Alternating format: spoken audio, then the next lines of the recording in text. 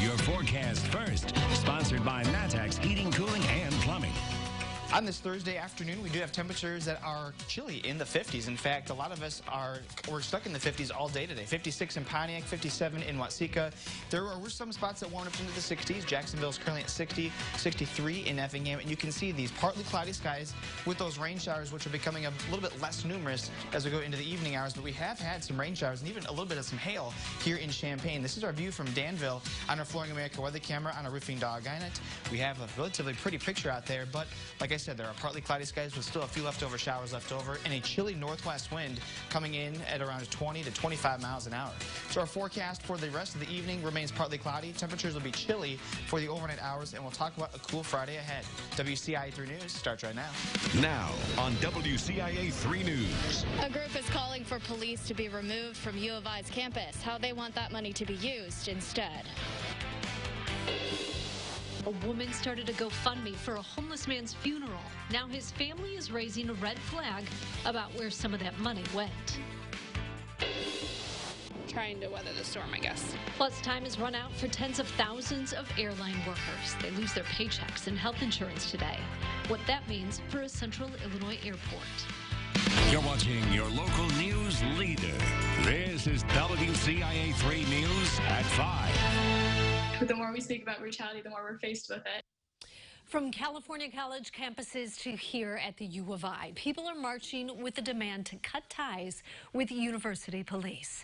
Good evening, I'm Jennifer Roscoe. Right now, a group is getting ready to walk through campus. Their goal, to get the university to defund the U of I Police Department and use that money to pay for social services instead. WCIA 3's Jennifer Jensen is live. So Jennifer, what's happening out there right now?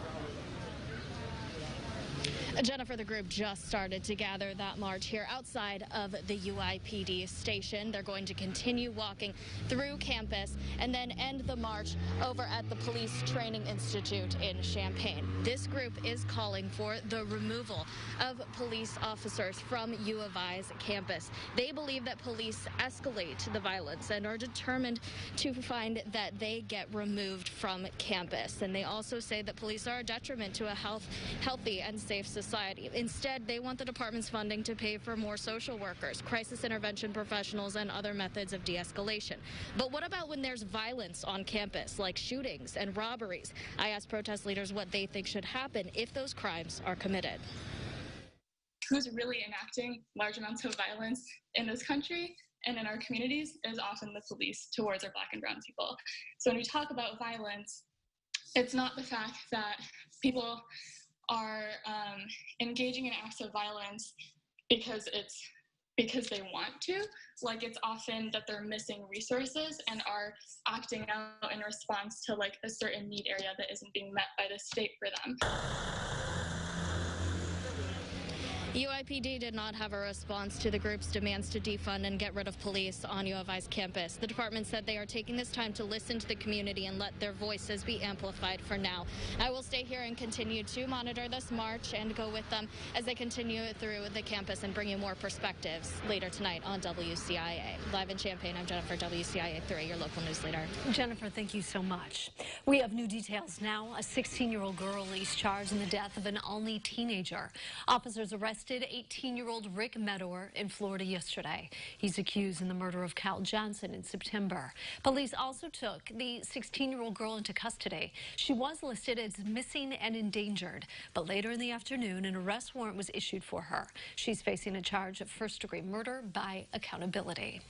We have an update on a man facing federal charges in Illinois and Minnesota. Michael Harry is expected in federal court next month for his role in the bombing of a Minnesota mosque. He's also charged for trying to set fire to a Champaign women's health clinic. The Clarence man was the ringleader of a small militia group called the White Rabbits. His next federal court date in Illinois is set for March 2021.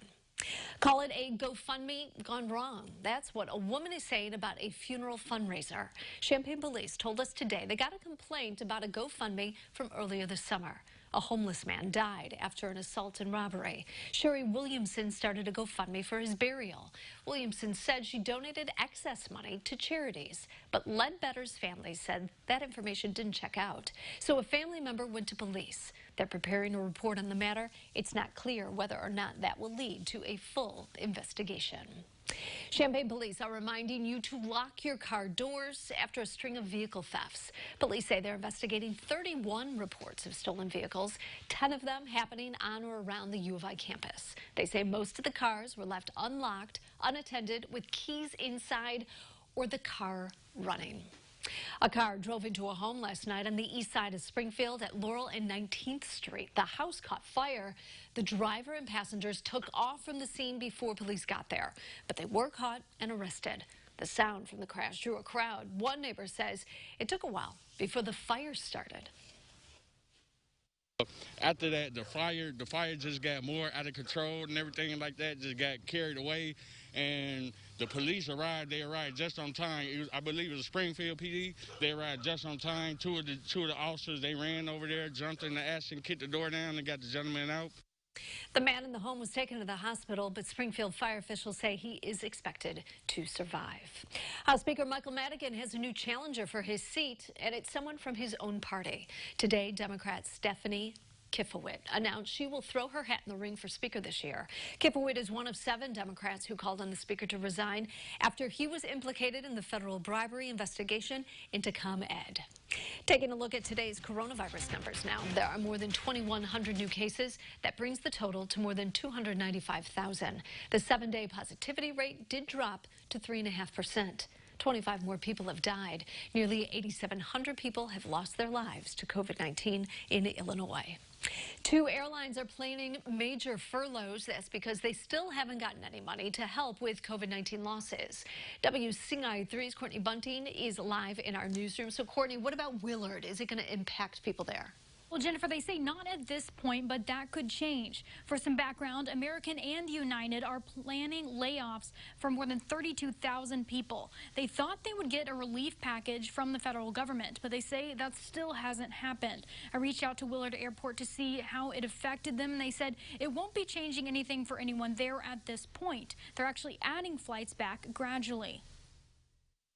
We're employed by the university, so we're very lucky to have that stability. And American is doing a good job at making sure everybody gets to keep their jobs and trying to weather the storm, I guess.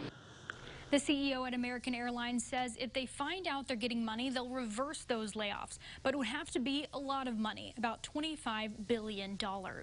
Willard has lost some service during the pandemic, but Hipsher, who you just heard from, says they are supposed to restart those next week for Chicago, Charlotte, and Dallas. They plan to be fully restored in November. Live in the newsroom, Courtney Bunting, WCIA3, your local news leader. Courtney, thank you so much. A group is helping homeless veterans get off the streets where they got the money to do it. Plus this. They are capable of doing anything they set their minds to do. People in New York's Times Square can see this toddler from Central Illinois on the big screen. The message he's sharing this month.